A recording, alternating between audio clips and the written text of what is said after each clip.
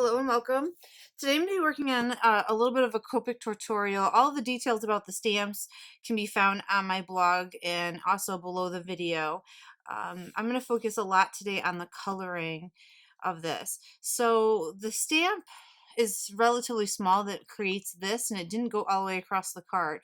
So what I'm going to do is take my T ruler or a ruler, and I'm going to line it up along this line, and the first thing I'm going to do is take my marker and just continue my clothesline all the way across the card. So we've got that part taken care of, and now it looks more like a complete scene. So I can also set my T ruler aside, my marker aside, and let's get started with the goat. For the goat, I decided to use the E40 series of my markers. Do you have to have E40s? Absolutely not. Any of the browns will work. You could have, it's just going to change the shading of your goat a little bit. So I'm going to take my darkest ones, E47, E44, and E43, and we're going to get started. Now I'm going to start with the pattern. I'm going to start with my darker color, and I'm going to start flicking into the patch, and I'll do my best to keep my hand out of the way so you can see, but it is a little tough sometimes. It's just there's no such thing as a perfect camera angle, and I rotate my paper a lot, as you see, and flick in lots of different directions. And in this case, I'm leaving the center open. So now I'm coming in with E44 and extending those flicks, or starting into the lightest area, and then coming in with E43. Now, I picked this goat because I thought he was an easier image to start with, and also because blending doesn't have to be perfect because this is fur. So I did not go through all my steps of blending this. I didn't want to do that. I wanted it to look a little bit unblended because it gives the appearance of fur. So now I'm going to continue on with the tail. And notice I'm flicking in the direction that the hair is growing, because that's going to look more natural.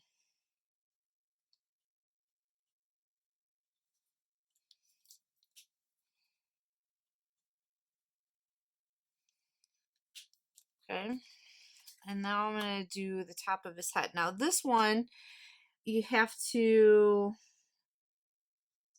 think a little bit about, because the artist didn't include lines to say, hey, this is where the markings stop. But I googled a couple pictures of goats, and I noticed that several of them, obviously goats are very different in that their coloring can be different, have markings on their face.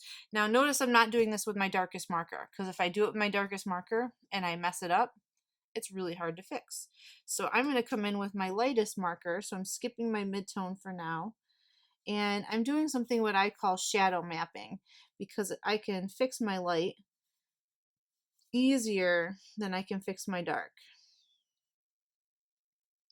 And I'm kind of deciding where on his face I want the darkest colors to be. And now I can kind of look at this and say, all right, yep, I like that pattern. So now I can start coming in with my midtone, and I'm starting where I left off. I'm flicking in from where the dark is.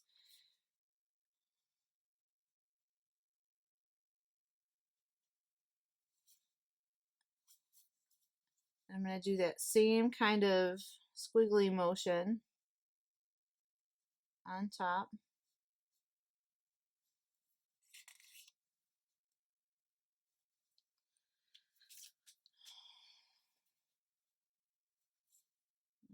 And this area between his eyes, I want to be blended a little more. So I'm coming back in with my darker color, flicking in a little bit around his eyes to darken that up. Now I'm going to come back in with my midtone, and I'm really going to blend this out a little bit.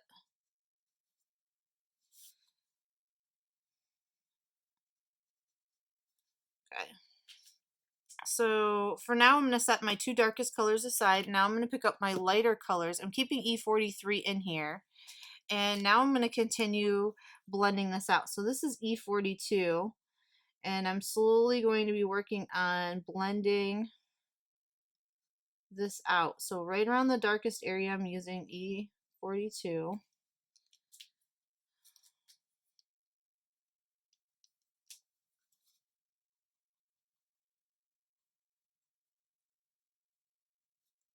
Coloring this in. Notice I'm not doing anything fancy here because I'm going to do more coloring on top. I'm kind of just putting down a base coat of color here to help the other colors blend a little bit into this. Now here, it took me a while to realize what was going on here. I'm going to color this in. This is actually part of the goat. At first, when I looked at it, I thought it was part of the shirt. So I learned a lesson from the first time I colored this. Now I can go back in with some of these darker colors and I'm going to start flicking in. So I'm starting at the edges of the face and right under his mouth will be darker, under this little nook in his chin and at the wavy parts of the chin.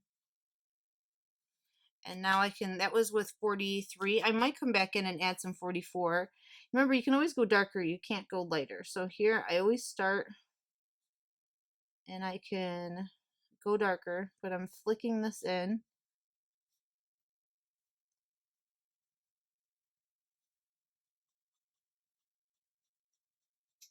And my goal is to get a natural blend-ish between the markings on his face and then the sides of his face too.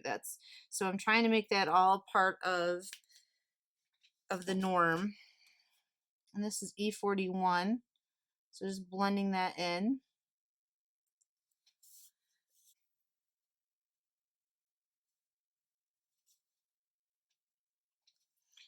So I'm pretty happy with that. So I'm going to let that sit. I might come back in and add a little bit more shadow, but it's wet and I don't want my markers to bleed over. So we'll just wait here on that a minute.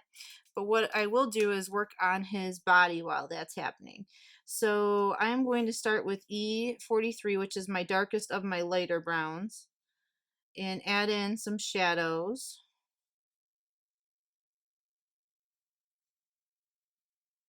So these are the areas I think are going to be a little darker.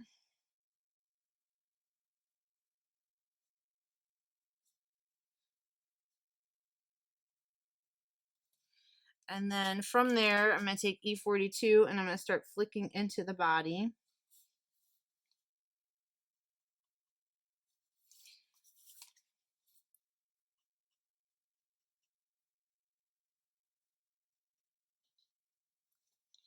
And then come in with E41.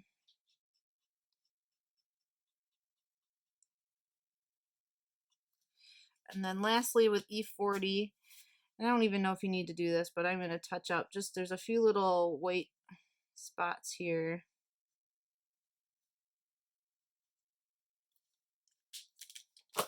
So for the most part, I think we've got our goat body finished up. Like I said, I'm going to let this dry and we can come back and add more shadow if we feel we need to do that.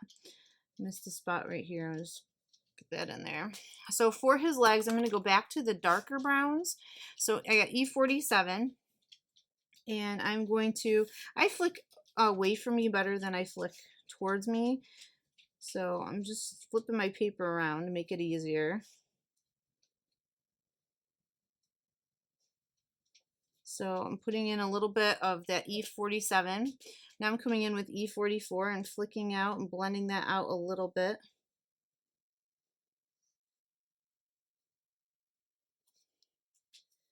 And then with E43, continue to just blend that out a little more. So his legs are done. And here I'm going to start with E44. And on the underside of his horns, I'm just going to put a flick along the sides of this, add a shadow. And then with E43, I'm going to push that color in on the horn a little bit. And then with E42, I'm going to continue that.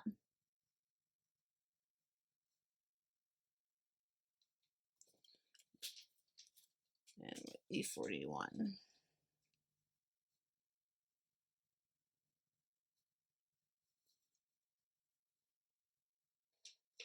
Okay. Now with his hooves, I'm going to add an E49. I wanted them to be much darker. I didn't want them to blend in with everything else.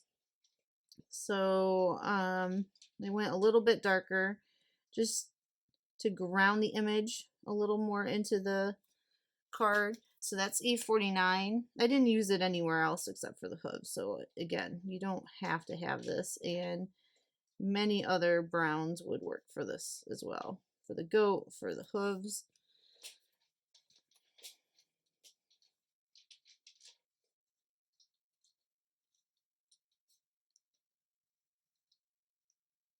And just blend that out a little bit. There you go. So, all right, so we're gonna pause here on the goat, and let's on the topic of grounding, let's add a little bit of grass here.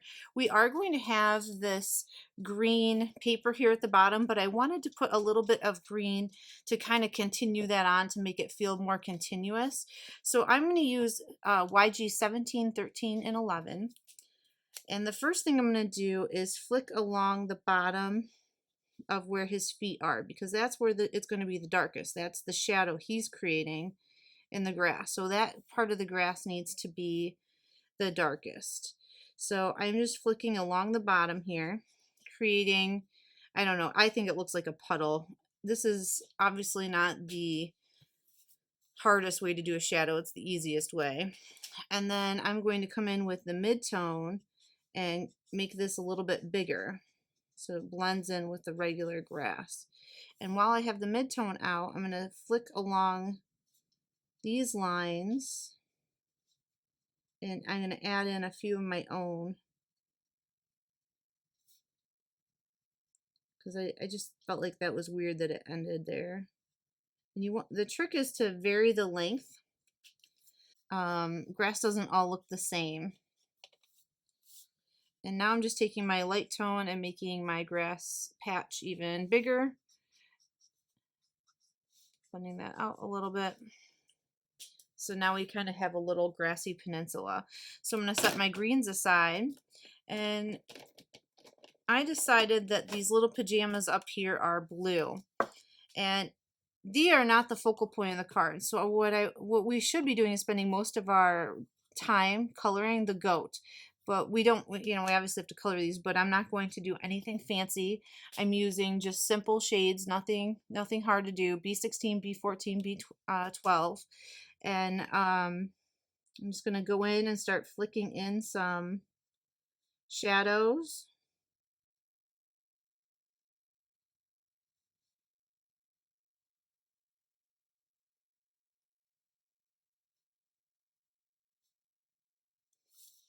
And don't be afraid to turn your paper.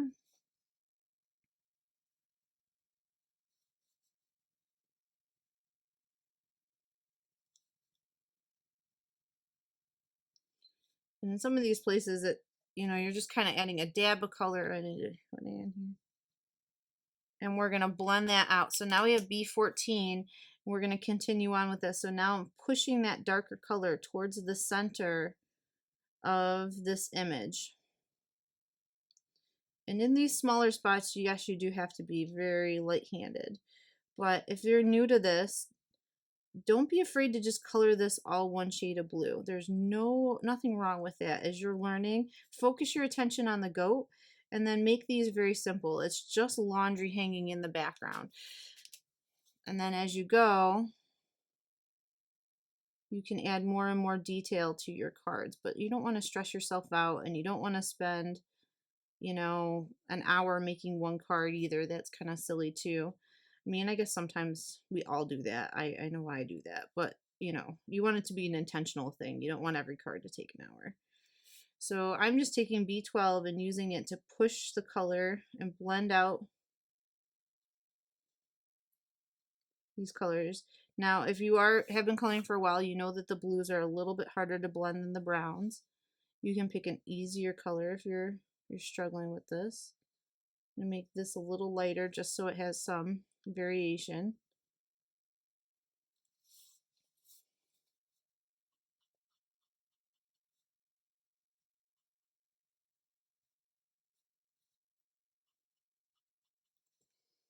Okay, so we're gonna call the blues done. So then next we're gonna take on the yellows and we're just gonna repeat that same process.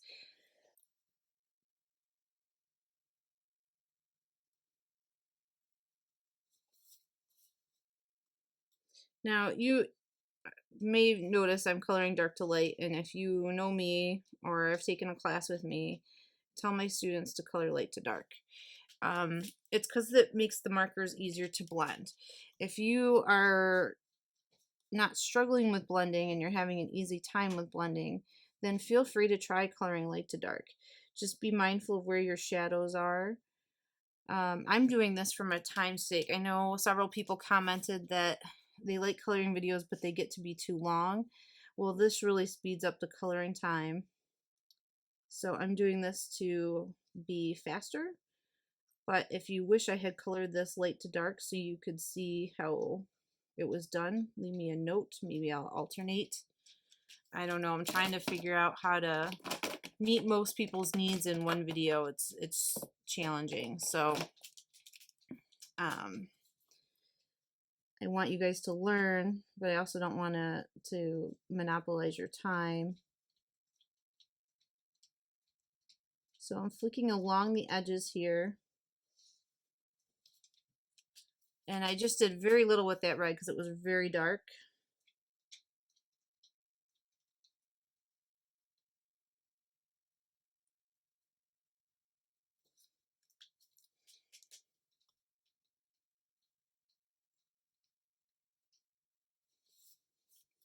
So we're just trying to give it some depth here, but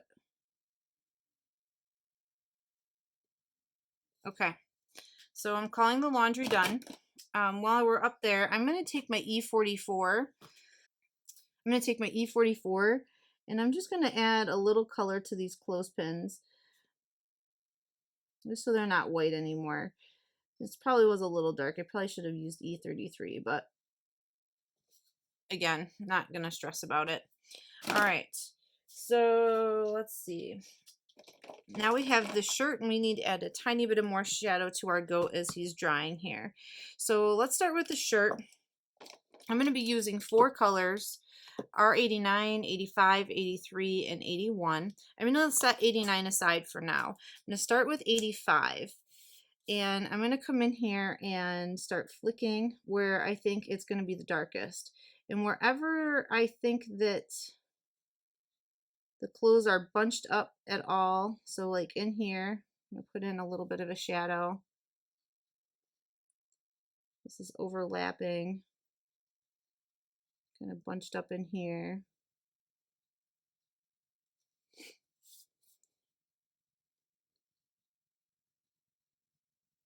You can hear that in the background. Those are my puppies. You're making a little noise. All right, so now I'm coming in with R83. And I'm just pushing that color into the highlight area a little bit, but not closing it off.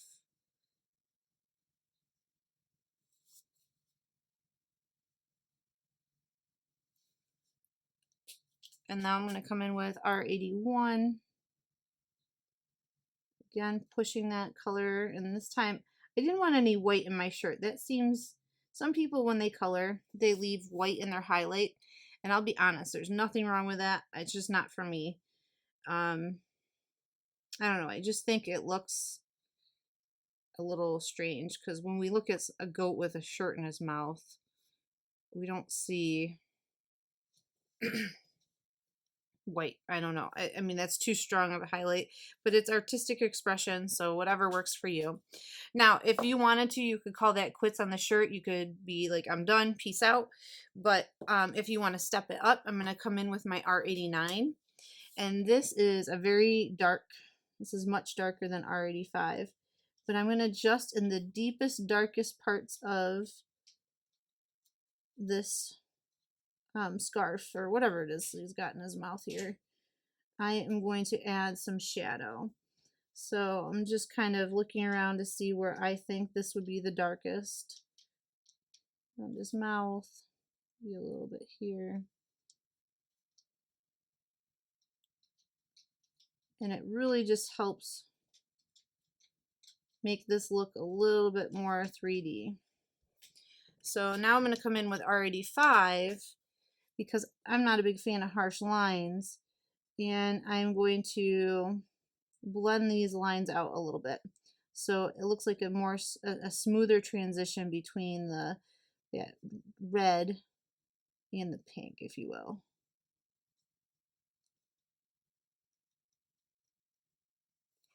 And I'm going to continue that out with R83.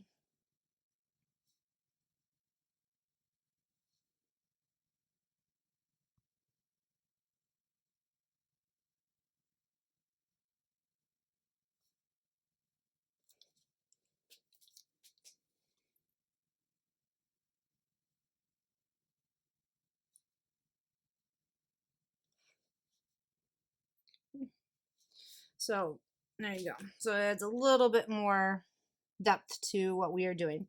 While I have R81 out, I decided I'm just going to add a little bit of pink to his nose. Because who doesn't want a pink goat or a pink nose goat? Maybe I'll add flick in a little bit. This is still R81. I'm just going to add in a little bit into his ears. Now I'm going to go back to my browns, and while that pink is still wet, I'm going to take my lightest brown, E40, and I'm just going to blend this in on the ear so it's not so stark, so you get that soft pink. So just using that to blend that out. And then I'm going to come back in and add some additional shadows here. So around the mouth, I feel like, especially mostly around the mouth and the face, we're going to do the same kind of thing we did here with the shirt. I'm going to start with E44, but I can always go darker to E47. And I'm going to flick along, and I know I'm trying to keep my hand out of it. I'm going to flick along the areas I think are the darkest. Maybe this down here too.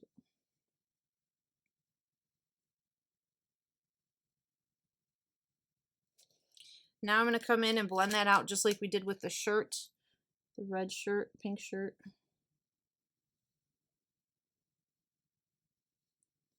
And this is E43. I'm just going to darken this up a little bit. I feel like over here,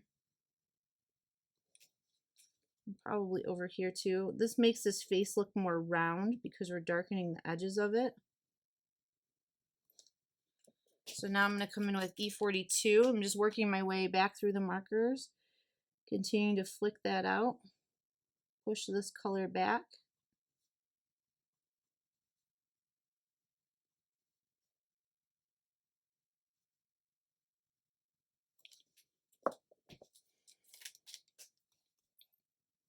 This is E41. Now I'm not trying to lose my highlight in his face, and I don't want to do that. So I just wanted to make sure there wasn't a harsh line. So I'm sure you've heard me say this before. You'll hear me say it again. But photographers, when they take pictures of people, set up all these lights and when they for the photo, and the idea is that they're trying to reduce harsh lines. They're giving us a softer, more photogenic look, and that's kind of my thought here on coloring, is that there's realistic coloring if you wanted it to be the most realistic goat, but I'm looking at this guy and he's not the most realistic goat to start with. I mean, that's the way the artist drew him. So I'm kind of going for that photogenic look. I'm looking for the best possible way to color him, and not necessarily realistic way. That makes any sense. That's just kind of the way I approach it. So I'm putting myself in the photographer's shoes and kind of making him look his best rather than making him look realistic. Hope that makes sense.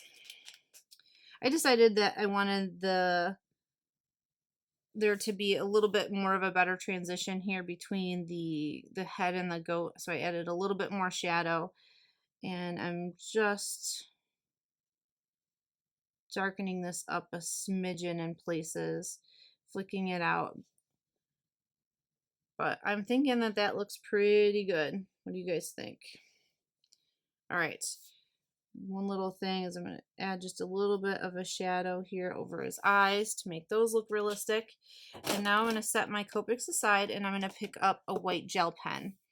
And on his shorts, I added, if you look at my sample, I added polka dots. So I'm going to come in here, and this, I know this is tough, but I'm holding the pen straight up and down so they're round. And I'm kind of just going an up and down motion and making polka dots. Now, I was going a little fast, and I realized that these are all kind of small. If you leave the pen touching the paper, you get a bigger dot. It allows the ink to flow out a little more. And then, so it looks a lot less like a fleck and more like an actual deliberate white polka dot onto the short.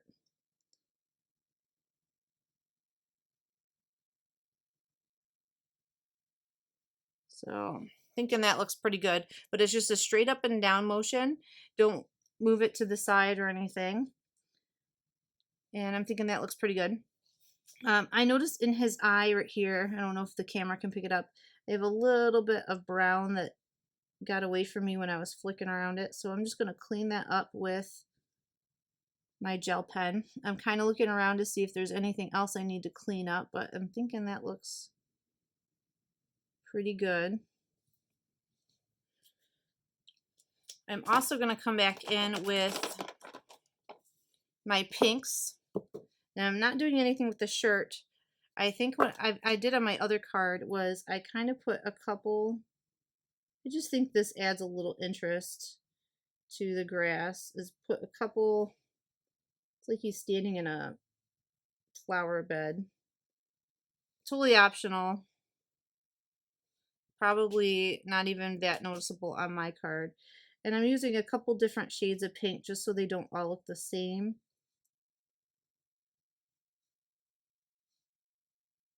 And again, it's that straight, this is important, straight up and down. So I apologize if my hand gets in the way, but if you do this from the side, let me do this on my scrap paper. If you hold this at all at the side, you end up with like these oval instead of dots. So it really is important that it is straight up and down.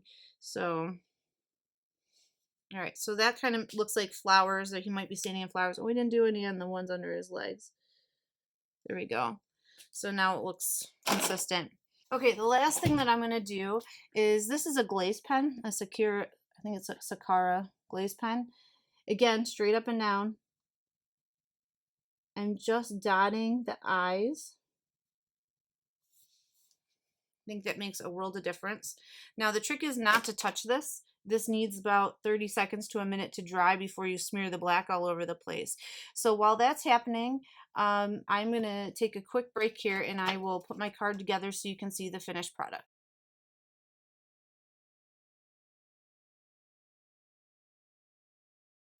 So when I was doing the grass here, I cut them a little bit big. So my idea was that you would line this up wherever you wanted this to go on your card. And then you could use scissors or your paper trimmer to trim off the part that is sticking off. So let's do that. Okay, the last step is to fold the twine and put this on the card. I'm not going to lie, this is a big pain in the butt. But one of the things I learned with this twine is that if you tie a knot on the front of your card, it helps hold it a little bit more securely. If you were going to give this card to a guy, I would consider leaving the twine off the card, period. But that's just me. So you can see I'm trying to tie a knot as tight as I can around the entire card. So now this is snug with this little knot, and then I can tie a bow on top of that. There are probably many ways to do this. This is just how I did it. just to give you an idea. I know bow tying is always a fun thing. But there you go. I'm just going to make mine a little smaller. But I don't know. I teach classes, and it's interesting because I get a lot of opinions from people. But I would love to know your opinion as well. And I will do my best to accommodate and keep posting and doing things because I want you guys to be able to learn and discover new things. So please leave me a comment. Send me an email if you don't want everyone to see what your feedback is. I'd love to know. I hope you learned something from this. Please subscribe so you don't miss any videos that I do in the future. And I don't know, I can't think of anything else. So thank you for watching, and I hope you have a wonderful crafty day, and I'll talk to you guys soon.